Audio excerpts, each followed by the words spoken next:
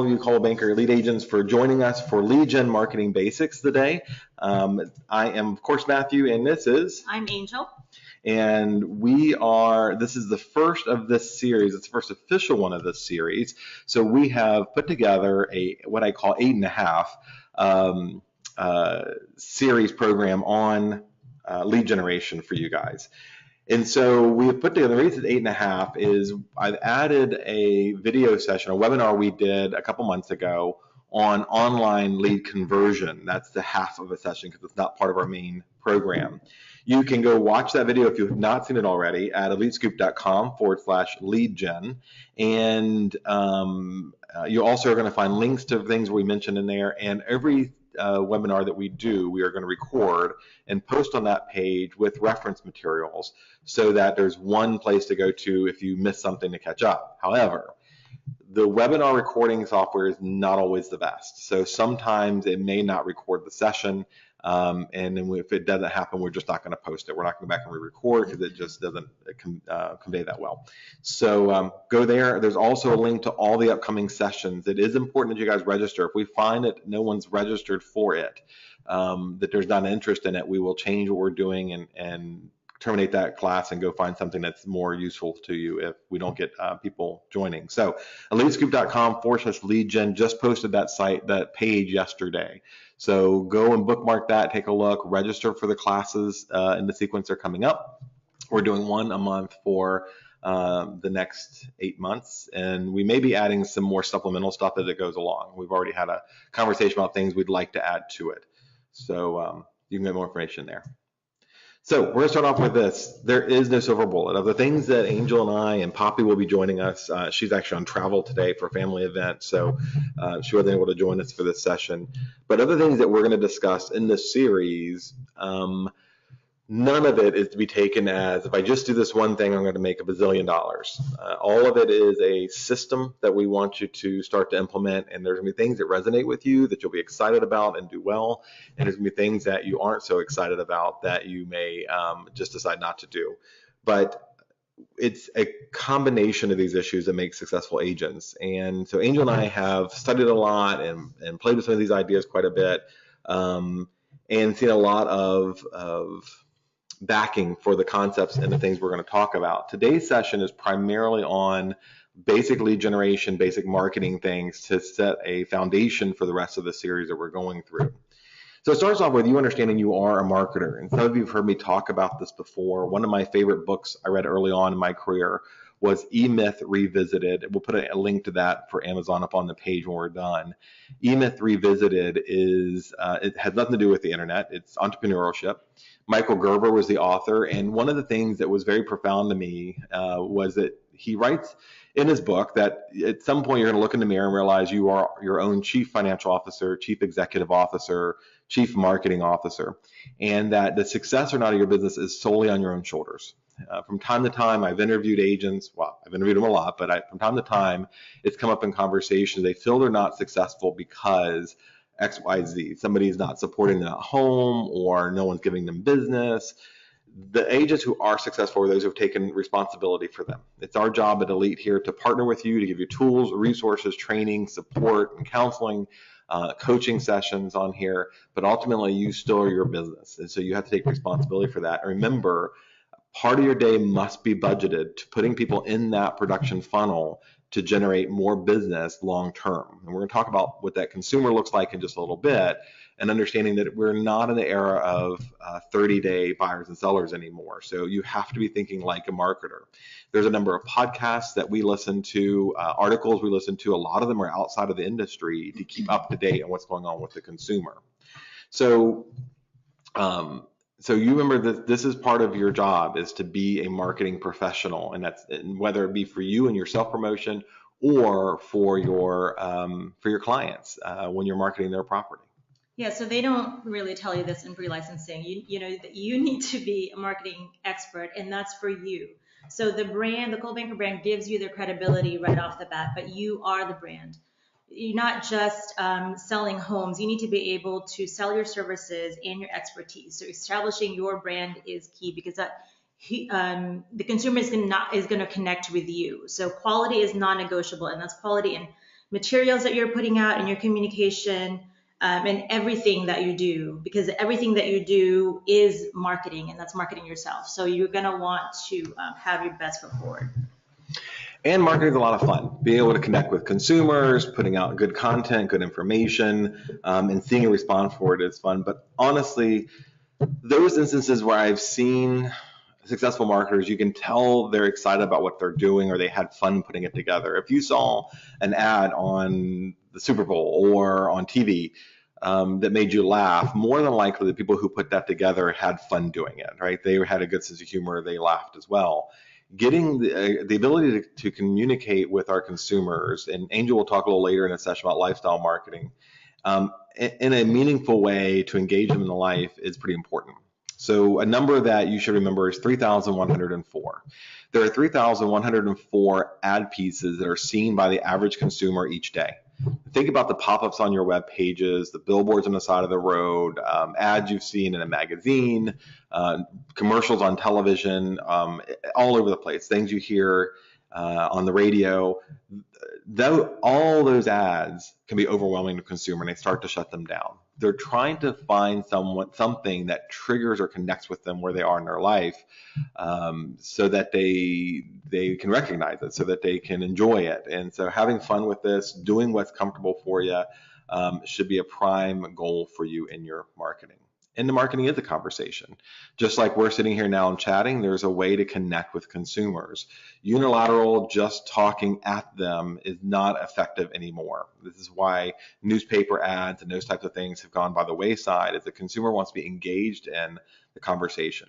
I recently bought a car at CarMax. I tagged them on Twitter because I was frustrated with other brands, and they responded, and it started building some brand loyalty. And I know other people have had that kind of connection with different brands. Airlines, when I've had problems, if I mention it on social media and they respond back, I feel like there's been some engagement there, or I watch them engage other people. Those are all clearly conversations.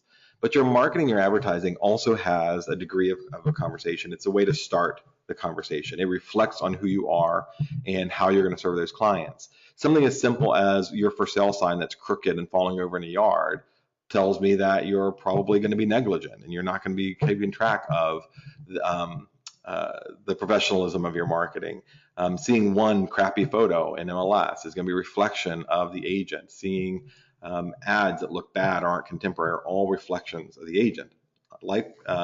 Conversely, good videos, speaking to me where I am in life, talking about the marketplace and showing that you enjoy it may mean that I'm more apt to want to work with you. Right, so the client journey is, I mean, you can see it's actually, so for buyers, it's 21 months long. For sellers, it's even longer at 27 months. So where are you connecting with that consumer on their journey? So phase one for buyers, they're searching online for 13 months before they even do active research and maybe call an agent. So with that, they're searching not only for houses, but they're searching maybe for the neighborhood, or for a seller, what can I do in the home to make it look its best. So, you know, things like that, where you can engage them before they start the active research. That's where you're going to get them. And really that's part of where the conversation is happening. And that's why you need to be out there marketing yourself. And because it's really important to have them see you consistently with good content before they even think about selling. They need to see that you're an expert before they have that need. So consumer personas, what are personas? So this is actually just a picture of what your common clients are. There's lots of blog posts written about it, books written about it, but it's not something that is fictional. It's not a fictional character.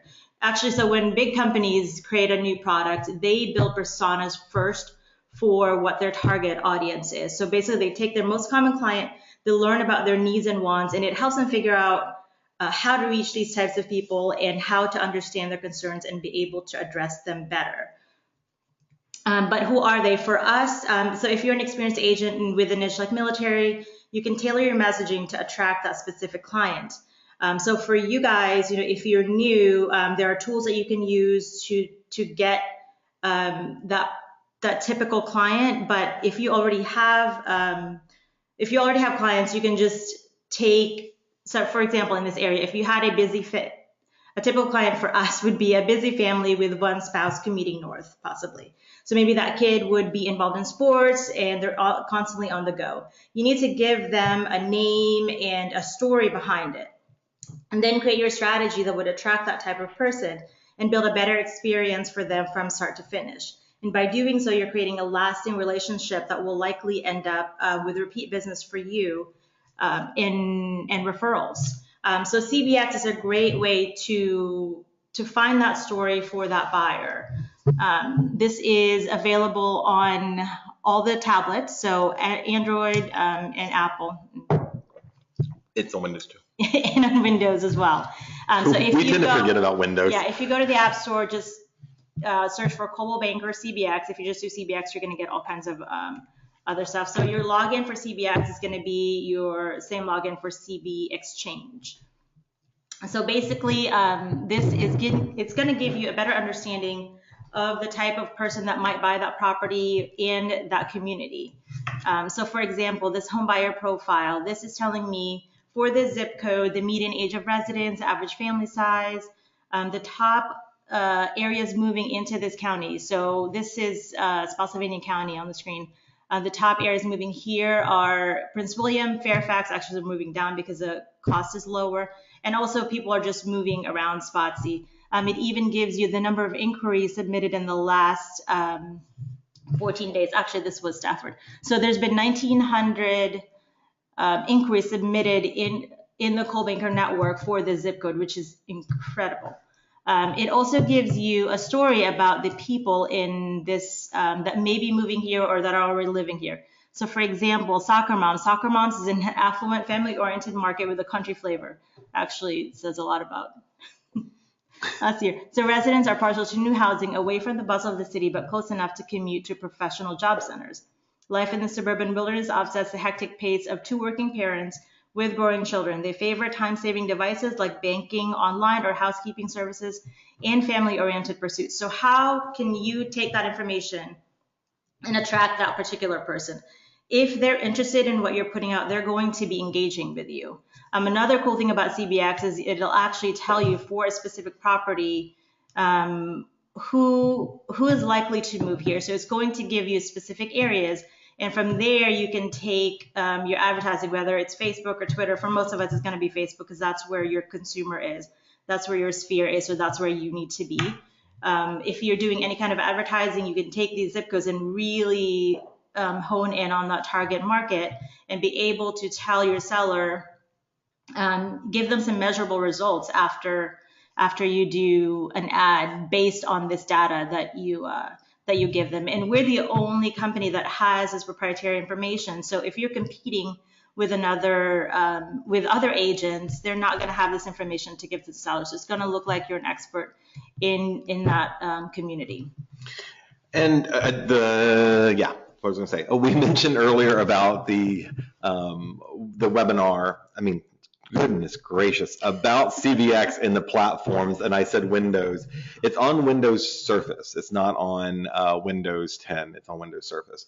Okay, so. Sorry, one more thing about CBX. I don't know if you guys have been listening to or watching the videos that Coldwell Banker is coming out with every week. Mm-hmm. Anyway, so they're actually going to be doing some ads with CBX. So you need to know the product. They're going to push the consumer to ask the agents about who the buyers are in the neighborhood, just all that information that you should know as an agent, as an expert in that community. So they're going to be doing ads. You're probably going to get questions from your clients or the leads that you get. So make sure you're familiar with it.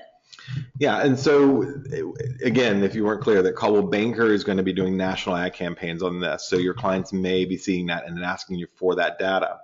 In addition to that CBX data, which is really good, is also the NAR RPR program, which we've routinely discussed here. part of what your clients will be asking you about is how the market's performing, and there are some great custom reports that within 2 minutes you can be able to deliver and send out to them and get a good reflection of what's going on, even down to the neighborhood or property.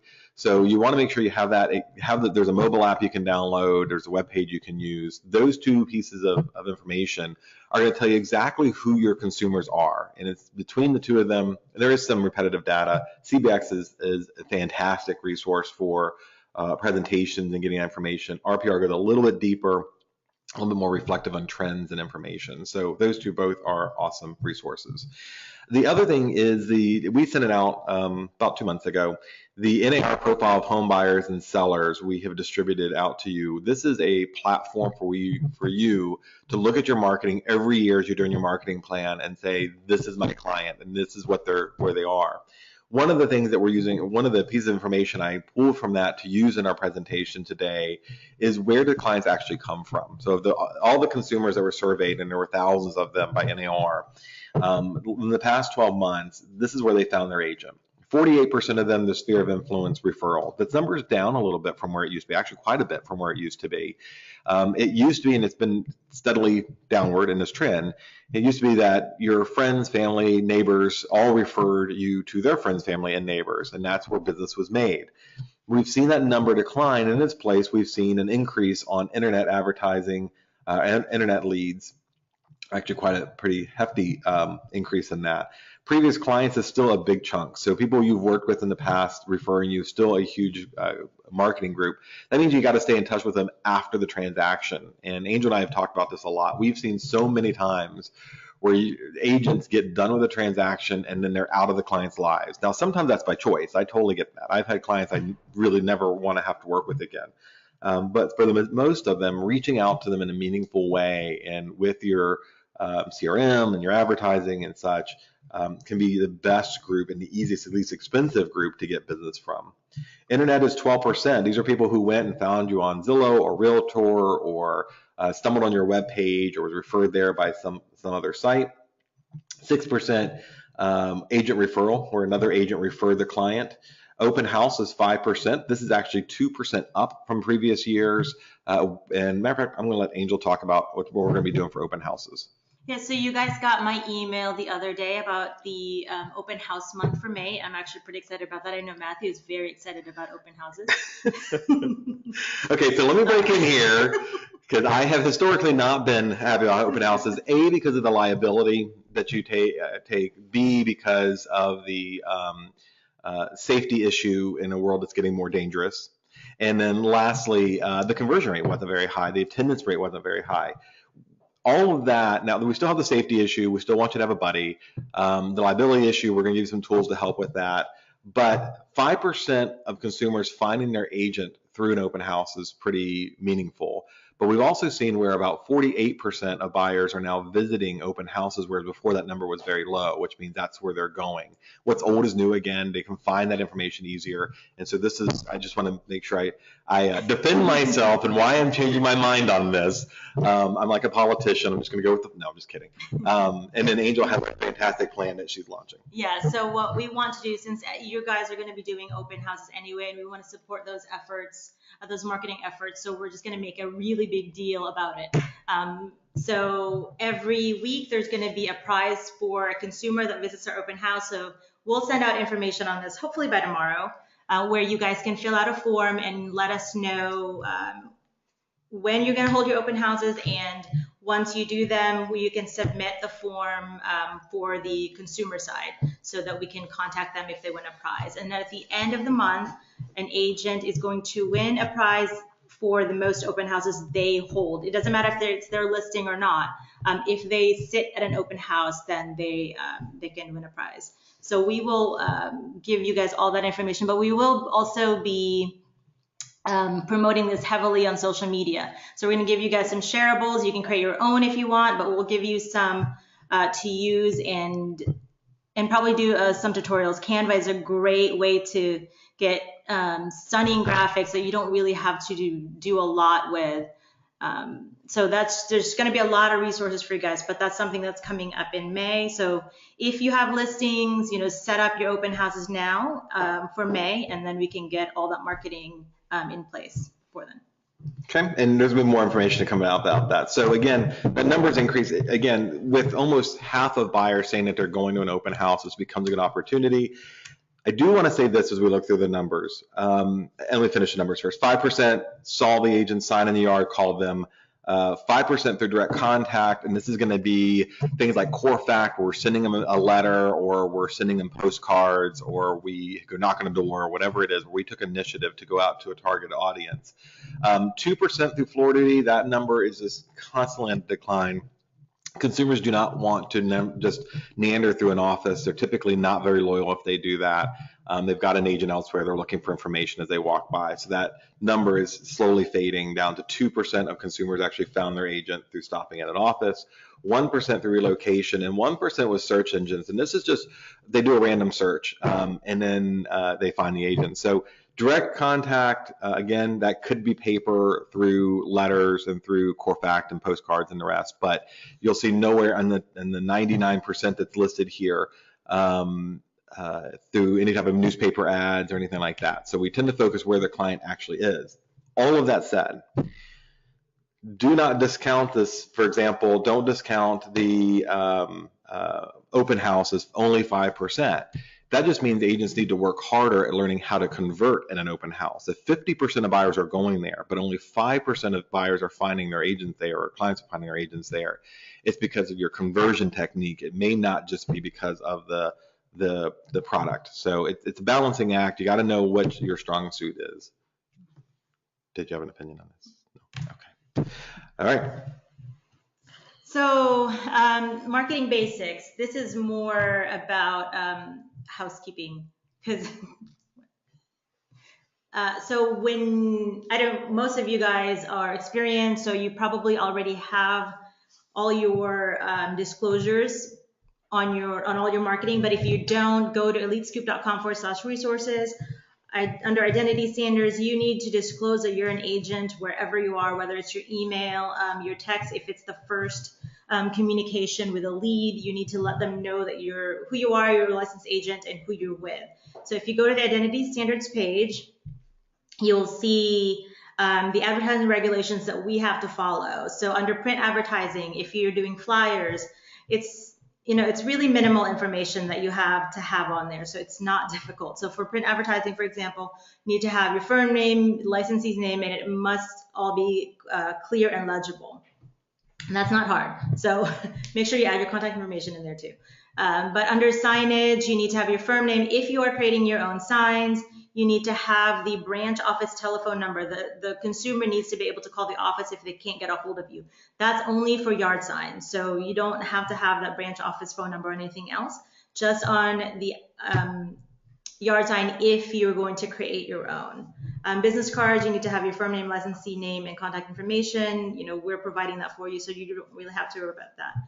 The main thing you guys need to worry about is online advertising. If you have your social media accounts, there's a one-click rule. The consumer needs to be able to click on a web link to get to the disclosure. So if it doesn't fit on your social media profile, like for example on Twitter, they don't give you a whole lot of room to put the disclosures in there. If you put your website or your profile on coldbankerelite.com, that will satisfy that disclosure. So on your website though, it's good practice to just have all the disclosures on every page on the footer. That way, it doesn't matter where the consumer lands, the disclosure is always going to be there. And honestly, none of it really matters until somebody reports you. So it's good practice to have all the disclosures on your website and anywhere you're marketing to. And also the logos are in there. So if you need to grab it, there's a link. There's a link to that. So call to action. What is call to action? So it's something that compels a consumer to take action on your website, and you should have one. So whether it's getting more information from you, signing up for a newsletter, or whatever it might be, with Cloud CMA, you have a lead gen link that will actually take the consumer to a page where they'll put in their address and the address subject property and their email address, and it'll give them the homes that have sold in the area.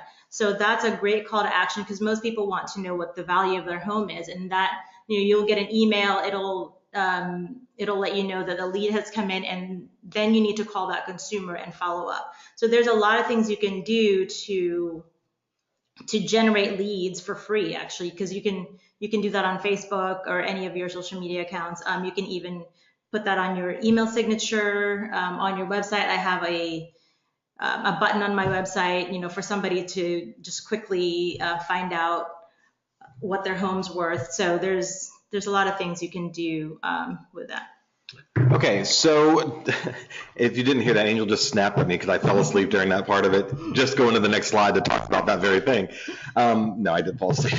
I think it's important to remember, before I even get to this slide, that all of this seems overwhelming, right? And it seems also repetitive because we're constantly preaching these numbers and using these resources, using these tools. But folks, I can't be any more fervent about this. You have got to start treating your business like a business and doing the marketing. So this is all important information for you to be able to process and build your careers. That's what we're here for, to help you build your careers, and so everybody benefits. That's how the system, only way the system can work. One of the things that we want to address is the attention span. So as I'm sitting here sorting through comments from you guys and checking text to make sure we're getting good sound quality, and I'm checking with people to make sure they can see everything. I remember that we have an 8-second attention span, right? So Microsoft did a study a couple of years ago. It's actually gotten shorter. It used to be 12 seconds as a culture. Now it's 8 seconds.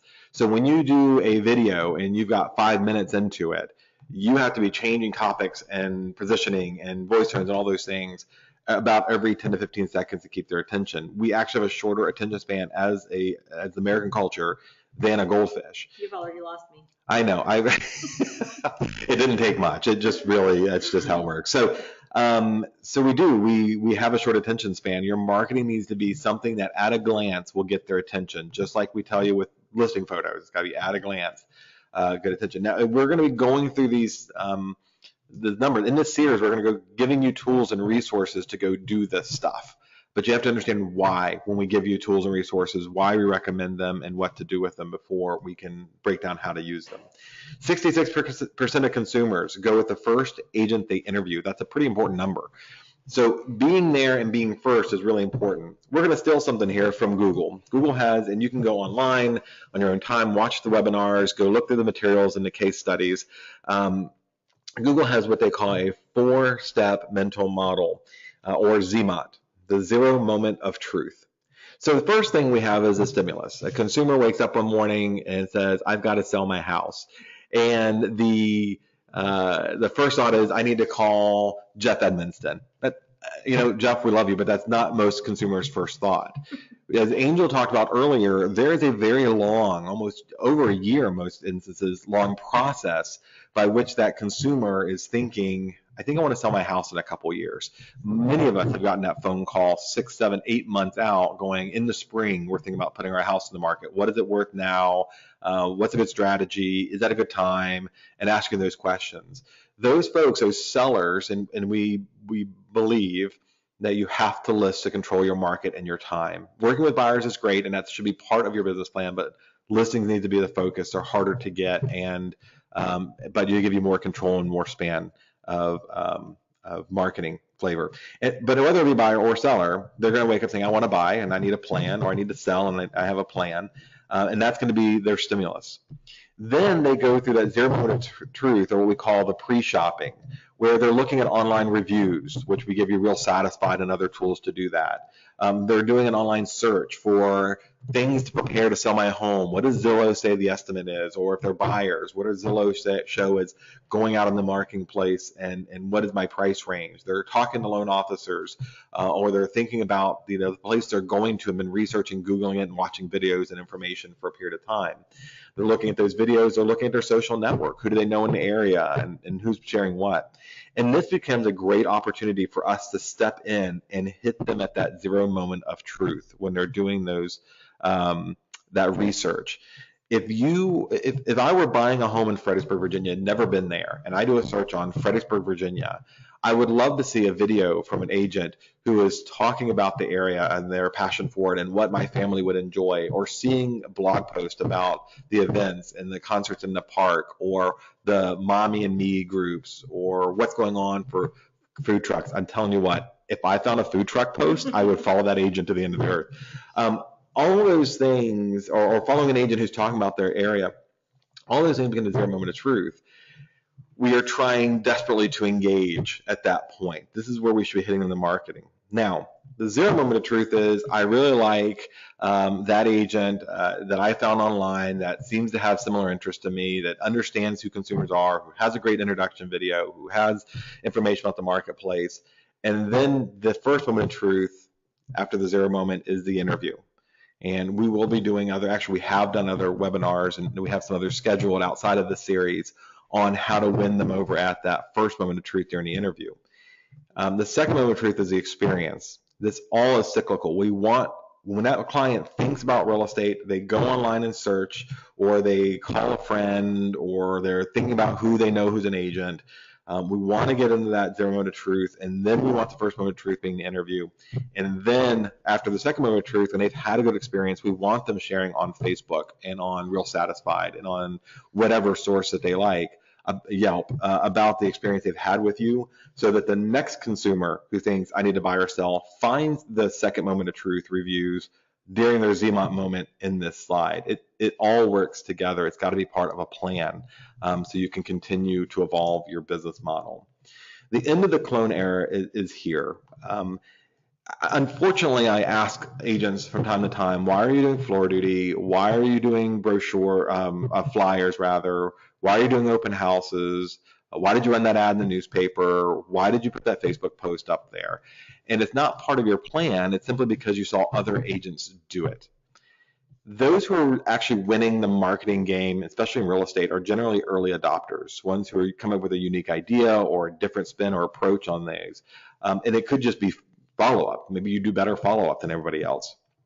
But doing things just because other people do them is not going to be an effective marketing strategy. You need to do those things differently, be more engaged with them, and think outside of the, I hate the outside of the box comment. That's so, that euphemism is so overdone. But it's not a euphemism, metaphor, whatever it is. There's a lot of words in our office if you haven't noticed. But the end of the clone era is done, and in doing those, the same thing just because other people do it without thought of being part of a plan or a marketing strategy is ridiculous. It is not effective, and you need to start thinking about the whole thing. Again, going back to our ZMOT. They think about real estate. Are you there at their moment of truth? Are you there when they do the search or the engagement? Have you built your sphere of influence? Because the internet's helping you with this. If you are in that person's sphere, whether it be Facebook or reviews that they've seen or bookmarks, Google has customized the results for people they know you're connected with. And so your results in any type of search may come higher. And then prospecting is a big part of what we do. Finding where the client is and being effective in reaching out and consistent in your marketing and managing. And one of the things that under the brand called you and under the marketing platform, there should be some consistency in the font that you use, and it should be anything other than Comic Sans. And the color that you choose. There are several websites out there that will talk about even what color is appropriate and what each one means. And you should have some reason behind what you're doing, why you chose it. It could just be you like the color, I don't care. But it needs to be some rationale and consistency on how you do that. And so prospecting can be anything. It could be making sure you're consistently putting stuff out on social media that is hyper local and lifestyle oriented. It could be making phone calls in the morning of your FSBOs and expires, which we have a session lined up for this later on in our series.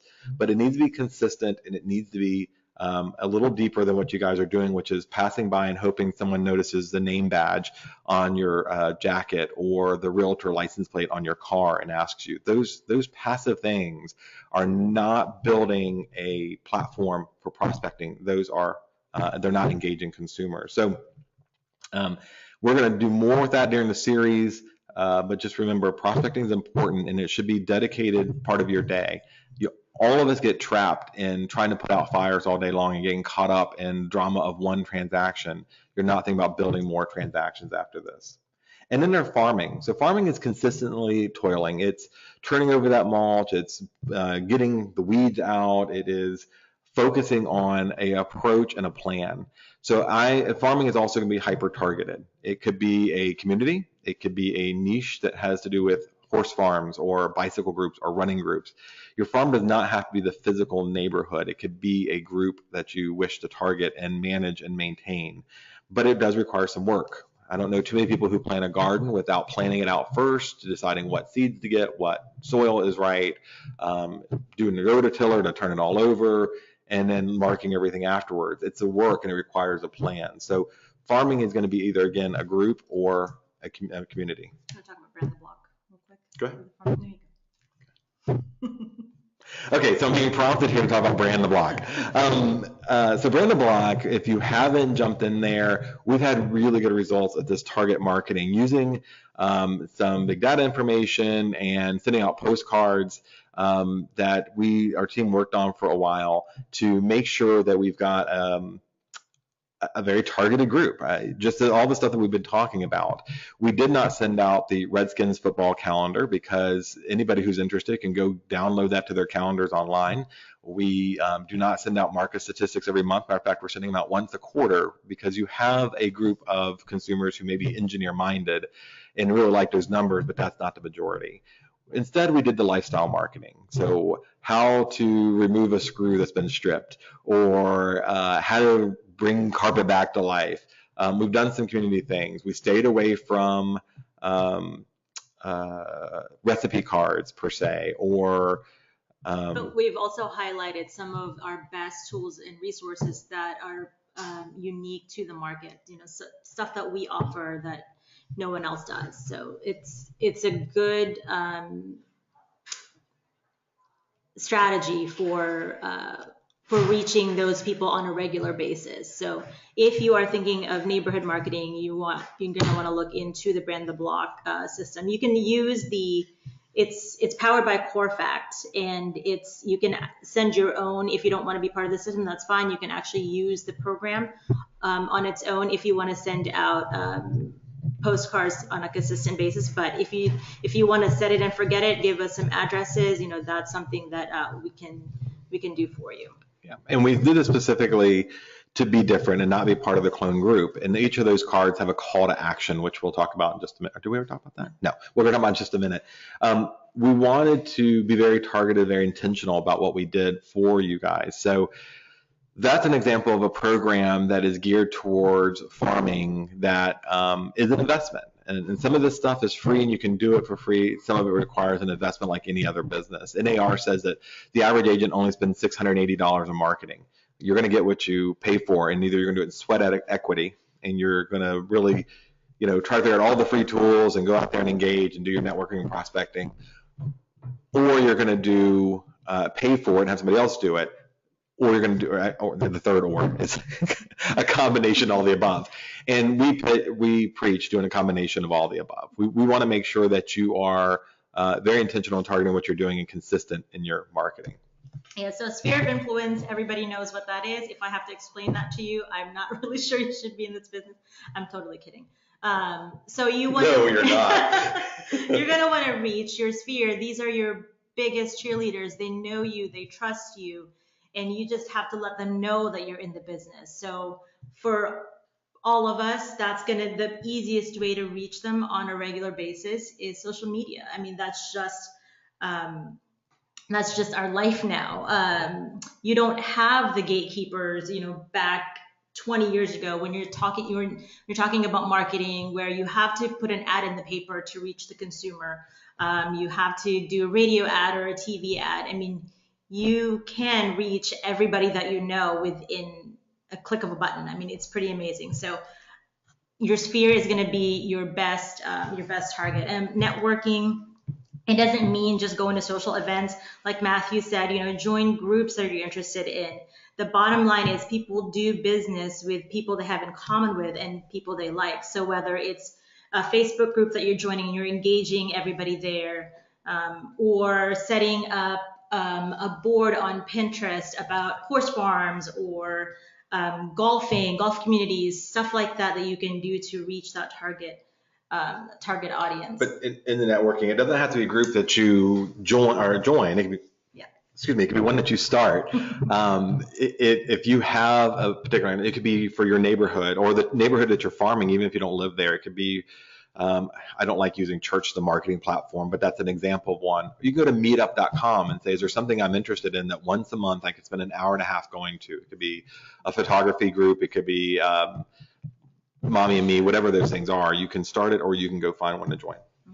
So lifestyle marketing, this goes back to that persona. If you know who you're targeting, it's much easier to craft the message for that person. Again, you're not just selling a house, you're not just selling a product, you're selling a home and you're selling your services. You're selling the lifestyle that comes with it. So whether you're talking about a neighborhood with some awesome amenities or a downtown location with everything within walking distance, if you're putting out information that's important to the people you're targeting, they're going to engage in that conversation with you. So with that, inbound marketing is key. It's non-disruptive. It's bringing content to the people, content and value to the people, and pulling them towards your service. And it's not just one thing. It's if you're blogging, if you're doing SEO, if you're doing videos, anything that attracts that potential client, you're basically earning someone's attention and information by giving them something of value instead of paying for it like Google AdWords and stuff like that. So you're putting out things that they want to read about. Okay, so getting the name and getting the information, and again, I'm going to push back to where Angel was talking about the client journey, the consumer journey of how they got here. A lot of these folks are sometimes 1 to 2 years out from making a decision from the first inquiry. An inquiry could be online, going to Zillow, it could be reaching out to you by phone or by text message or whatever. You need some way to manage those relationships. And I know you guys are sick and tired of us talking about CRMs, but we know that they're critically important to your business. You have so much to do during the day of putting out the flyers with transactions, making sure you get EMD deposited, all the rest. You are simply not, you're human. You're simply not going to remember all those people you need to reach out to and do it on a consistent basis without a tool or a plan to do it. Some of you get frozen when you're just looking at the sheer number of CRMs that are out there in the very loosely used term. And some of them are quite expensive and some of them do a lot more than others. The simpler systems are typically the ones that agents are more likely to use because it's easy to manage. We actually give you guys a free CRM system. And so it's not perfect. There are systems with more features, but you pay for those features. And oftentimes people pay for those features and never use them. So this is a good, easy to use platform that ties into, and again, we're not doing a Zap training here, but there's lots of Zap training that has occurred in our company and webinars and things. Go to CB Exchange and check it out if you haven't used it already. It's gotten much better than the initial release. And so we're happy to see what the direction it's going in and some of the things that it can do for you. So the other thing about the Zap system is that we are custom doing marketing campaigns. So we are looking at putting together, Deb, stop interrupting me. I'm getting text messages from people making fun of our slides. Okay, so so the Zap CRM system, we are doing custom stuff in there that is local. Poppy is in the midst of writing. She's already done a buyer series, and we're working on a seller series that you can plug in there and set it and forget it. You're going to go in there and say, this is the buyer, that's an early inquiry. You're going to go put them into Mosaic and MRAS so they can start getting listings that are targeted towards them.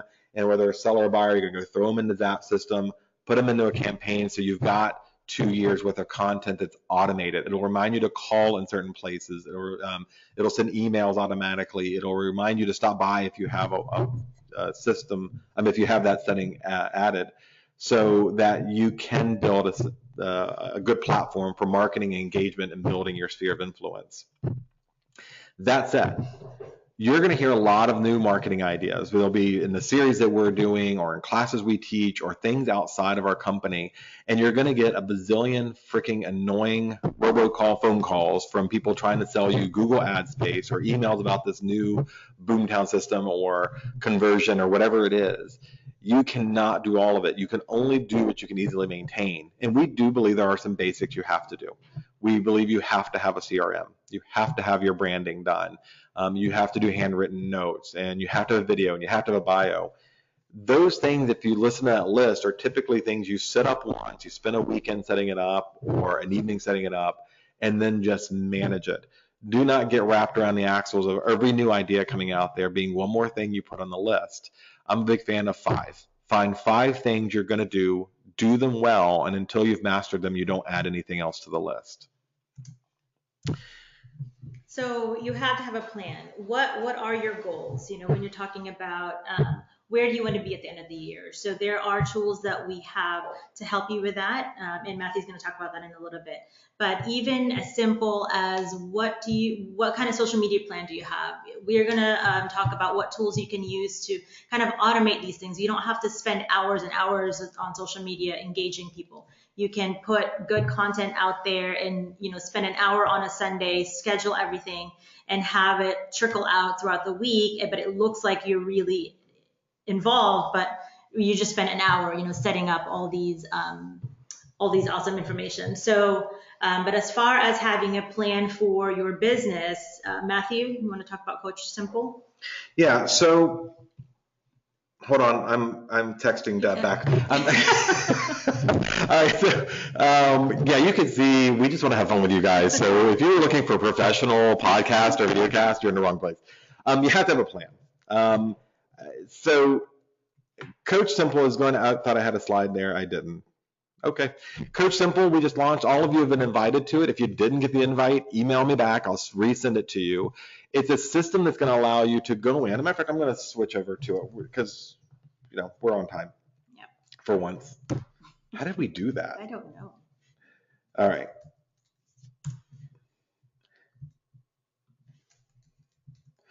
Yeah, we're still here. All right, so we are going to go over to the system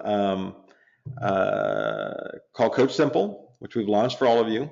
And this is a coaching system that your managers have access to. So they get these little reports as you finish certain projects to keep you on track and help you out. As you can see, as we're going through this, we are absolutely working hard to, for some reason, not get on the internet. Working hard to give you everything you need to be successful. All we need for you to do is take advantage of it. These systems are incredibly expensive, and we're putting a tremendous amount of staff time into making them work. So this is the platform you're going to log into at Coach Simple. Again, if you haven't gotten your invite or you ignored it or blew it off because you just weren't interested, then send me an email back. I'll resend the invite, and we can get on the phone and talk about it. This is your planning system. So there's a video here of this woman who looks a little mean. When you play the video, she's not quite as mean as she looks here. And then you can add notes and things to your manager or your coach. But when you add in your basic information, what is your target? How much do you want to make? What's the minimum amount you have to make? What's your maximum you think you're going to make this year? This is going to pull information from our company system to show you where you are on track with your production goals, what you can do to get better, or what you can do to fine tune what you're doing. And then each of these little tabs here kind of show you what to do next. Make sure your About Me is posted, make sure you have a plan. Here are some tools and strategies to help you out, and you can look at your past month's results of where you are in your plan. And again, there's a video here for every step of the way to help you out. And then you can log your activity and go, okay, this week or today, I did 4 phone calls, I contacted 2 people, I sent out 1 marketing email, and I'm going to go ahead and hit post, and it's going to keep a history of what I've done to show me with activity. Sorry, Deb just said, we see you, just no audio. Okay.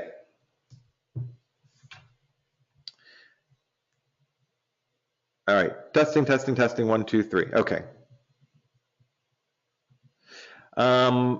And we're just going through questions real quick. Somebody says, I wish we could see your faces. No. Okay, I didn't put on makeup today, so it's nothing worth looking at. Okay, and we're back. Okay, groovy. So in this system, you can log your activities to keep you on track to show you where you are. And here's going to be the aha moment for most of us. you will look back and go, oh my gosh, I thought it's been 3 days since I've done any marketing, but really it's been 2 weeks because we just get trapped in our day-to-day stuff. So you want to make sure that you're logging your stuff in here to see where you are, and you can start to track what's going to happen from that and what your opportunities are and which of those things are doing the best you can. So again, this system is going to track those things. If you are around the office today, get with your managers. Go sit down with them and say, when can I schedule 20 minutes to go through this with you and make sure I'm on track? That's what the managers are there for. That's what the system is there for, so the two of you can work together. You're also going to find under resources things that we have set up and tools that we've added and provided for you. We are building this as we go. So there's a lot of stuff there now. There'll be a lot more in the future. But for example, we've built a PDF that helps you define what your sphere of influence, to make sure you've asked all the right people and gotten their information into a contact list. So these kind of tools are there to help you with your marketing strategy. Again, that's Coach Simple. Send me an email if you don't have access to it. Sit down with your managers and set up a time to go through it with them and make sure that they're on point with you. Oh, okay. Well, I already talked about this earlier, but if you are using Hootsuite, awesome. I hope you're actually scheduling, some posts throughout the week with it. It's a great free tool for you so that you're not spending all kinds of time on social media, but you can find content from a lot of places. So if you go to, for example, our Facebook page, you can reshare from there. But if you go to blog.coldbanker.com, they have different categories of articles. So whether it's smart home or first-time home buyer, you can share that information and schedule it on Hootsuite, and so it goes out throughout the week. Anyway, if you haven't tried it yet, it's great. You can put all your social media accounts, so Facebook, Twitter, not Instagram, but LinkedIn. Those are really the most important. Yeah, those are the ones we worry about. But anyway, try Hootsuite if you've not done it yet. We're gonna have another class on social media, and Poppy's gonna walk through with you guys how to find articles and when to share, what's the best time to post, things like that. Yeah, and so tracking your success is important. Again, the rest of the series is going to be targeted on how-tos, how to do your marketing, and we're doing conceptual stuff today to give you the why. But it is going to be important to track your system. So I'm going to upload, as part of this podcast, on the LeadGen webpage, an Excel spreadsheet you can download to easily keep track of monthly conversion based on tools. Coach Simple also has this, so you can enter in, how did I get this client and the prospects, and it'll give you a report at the end of the year, what was successful or not. Here's what is most important about tracking the success. I know a lot of other coaches and even brokers have told you over the years that if you're not seeing results in this, if you pay $300 a month for Zillow, and yeah, you're getting 50 leads, but those leads suck and you're not converting anything, you should dump it. I am absolutely opposite on that. You've got to sit down and look at it two ways. How many leads did I get? How many opportunities? And what did I convert? And if you're not converting, that's on you. That's not necessarily the tool. So for example, we know 48% of consumers who make an online inquiry actually end up buying within their 18 months. So that's 50%. So if you got 300 leads from Zillow this year and you converted one, that's because you weren't working hard enough or you weren't understanding the consumer to convert higher. You should be somewhere around 10 to 15% at a minimum, converting the number of leads that come in. Yeah, they're making inquiries to lots of agents. Yeah, they're a little hard to convert. But if you do the things we're telling you to do and you have a system and you're consistent with them and they're in your CRM and you're sending out lifestyle relative marketing pieces and you're calling them and doing handwritten notes, you're going to see conversion. The reason conversions are low for online leads is not the quality of leads, unless they come out with daffyduck@disney.com or screw you at goaway.com as email addresses, your mom.com. We've seen some really good ones lately. If it's legit information, if it's a real name, real email address, that is a solid lead that you should be working on converting. Don't get rid of those systems. Don't ignore lead router calls. Don't ignore people who say they're just looking for land, because we've seen people looking for $50,000 lots wind up buying $500,000 homes when an agent sit down with them and explain the benefits of pre-existing versus new construction, et cetera. So track their success, but do not alienate a system just because it's not converting high. Seriously look at it and go, what's the potential conversion and am I able to work it? All right, so that's the primer for us. That's our first series. We are going to take some questions now. If you want to put them in the chat session or the question section, we will respond right to them. What's next is for you to make sure these systems are in place. Coach Simple, Hootsuite, take a look at them. We've done webinars, we've done tutorials. We'll put links of these up on the LeadGen webpage for you to go get more information. Make sure you've got a good idea of who you are. What's the message you want to get out to your consumers? Again, on the LeadGen page, there's the webinar we did on your bio, and there's a webinar we did on lead conversion. There'll be more as we build out these systems, but make sure you have an idea of who you are and who you want to work with. Make sure you write this down, visit this page, even better, and bookmark it, elitesgroup.com/LeadGen. Again, this is where we're going to be putting all the stuff in this series and where you can sign up for the future sessions. So that's it for our session here. But again, we want to open up if you have questions. So let me check on the screwyou.com. You've never been to screwyou.com? Don't visit screwyou.com. No, that would be horrible.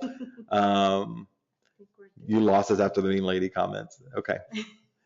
And look, we actually kept the people who registered and signed up. That's amazing. All right. Thank you guys for listening. Yeah, thank you so much for checking with us and playing along with us this morning. Please go sign up for those other sessions if you're interested in them, so we have an idea if we're on the right track or not. We always look for feedback, so you're going to get an email from GoToWebinar afterwards letting us know what you're looking for. And if you have suggestions or specific things that you feel like we need to address or give you more training on, then feel free to email us. Some of the stuff should be stuff you need to sit down with your manager.